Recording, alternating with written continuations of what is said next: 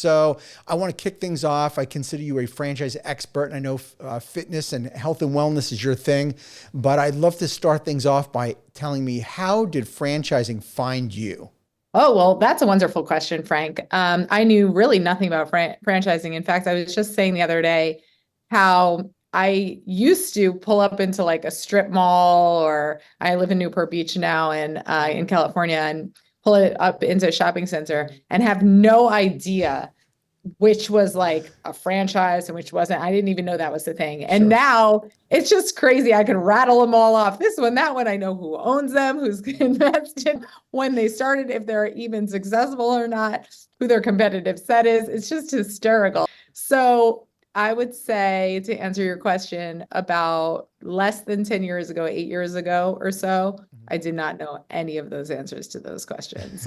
Maybe 10 years ago. It's 2024. Probably around 2015 or so, I was looking for an expansion plan for Row House, which was a brand that I had founded and created in New York City, kind of in the big boom of boutique fitness, where a lot of other brands were emerging from this idea of like really niche, strong communities against fitness modalities and a very high touch experience. And so that was coming into like a 2,500 to 4,000 square foot type of a box in New York. And we were kind of like where a good amount of those businesses were emerging from. And I had created Row House. It was self-funded. I had done it with Eric Van Furlik, my husband. And we needed an investment partner at some point, and looked at different ways to expand. And one of them that I researched heavily at the time, obviously, was franchising.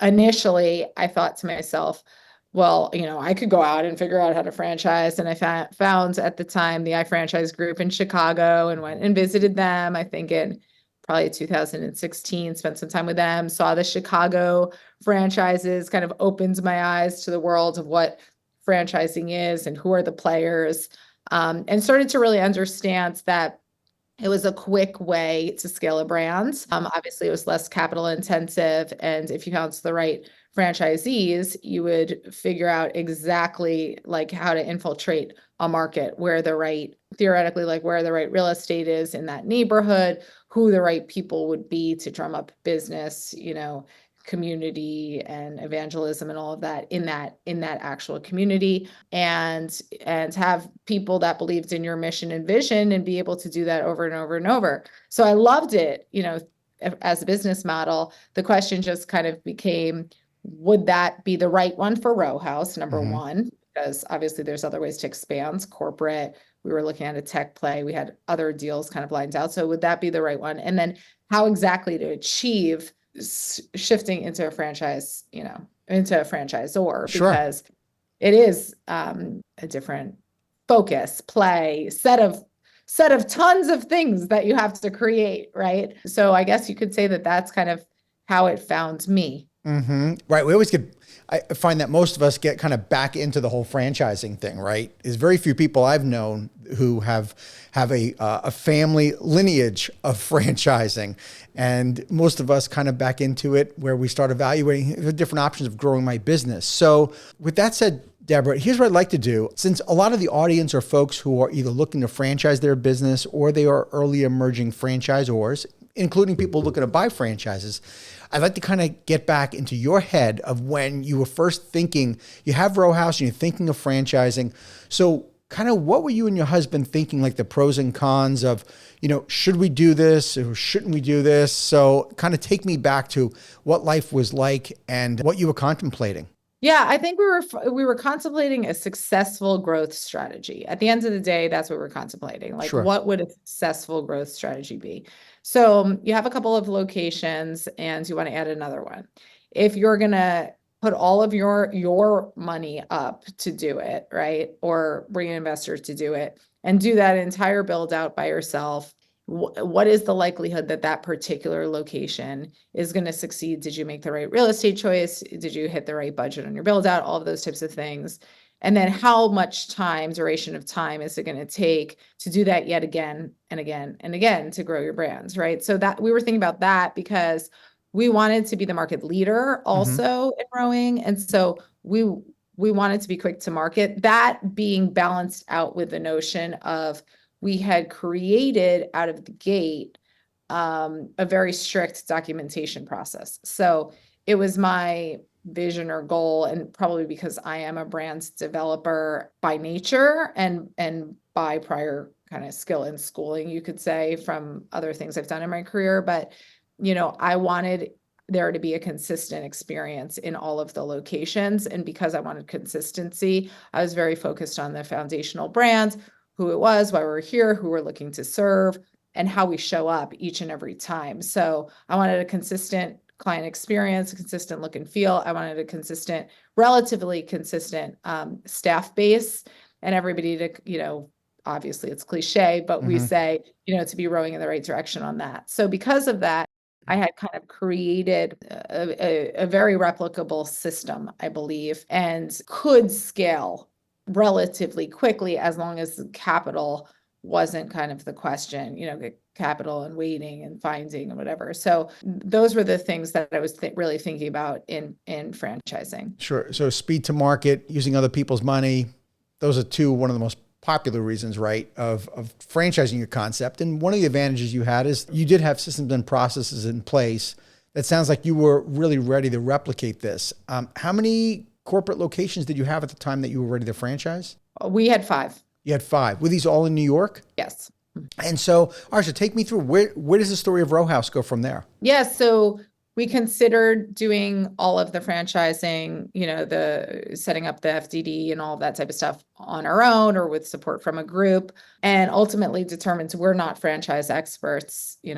At the time, I knew very little about what an FDD was. Sure. It has to be in it. Certainly very little about the franchise sales process.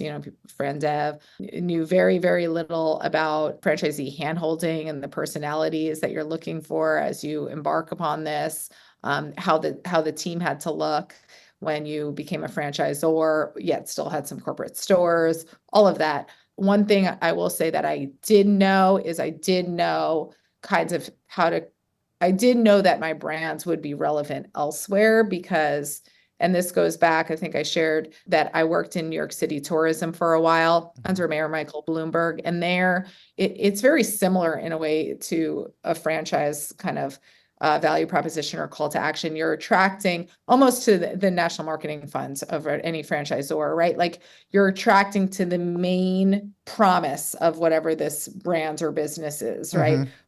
Whether it's a franchise, a food franchise, a beauty franchise, a fitness franchise, you're attracting to that brand. And, in that case, I use New York City as a brand.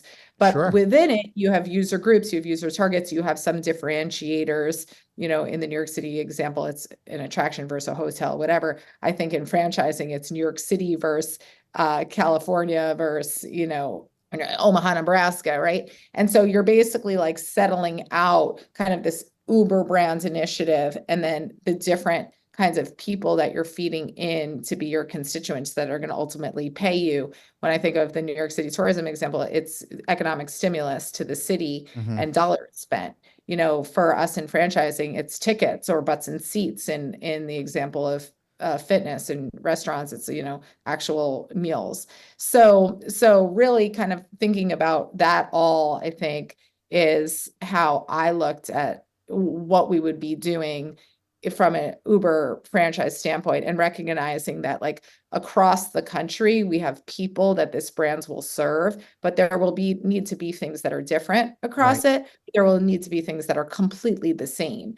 And so I think that the people that are emerging, really well at the earlier days in franchising, they're coming in with like an understanding of that, or they're bringing people in who can help them understand that. I just helped somebody in Canada really on this, and she's going to soar. I mean, she's totally going to soar because it's like unique, but it's not so unique that she can't find tons of people in this need solved kind of pain point, so that her location or her franchise, when it shows up in their market, it will speak to them despite the little, differences within the market that need to be kind of absorbed into the franchise system.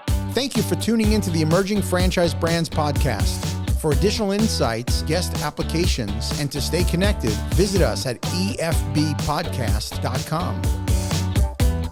The Emerging Franchise Brands podcast is for entertainment purposes only, and the views expressed do not necessarily represent those of Emerging Franchise Brands, its host Frank Fumey, or Emerging Franchise Group LLC. Any discussed franchise or investment opportunity requires thorough investigation, obtaining proper disclosure documents, and expert consultation before making any investment decisions. The podcast and its host do not offer professional advice or endorsements, and they hold no responsibility for actions, representations, accuracy, or consequential damages related to the podcast content.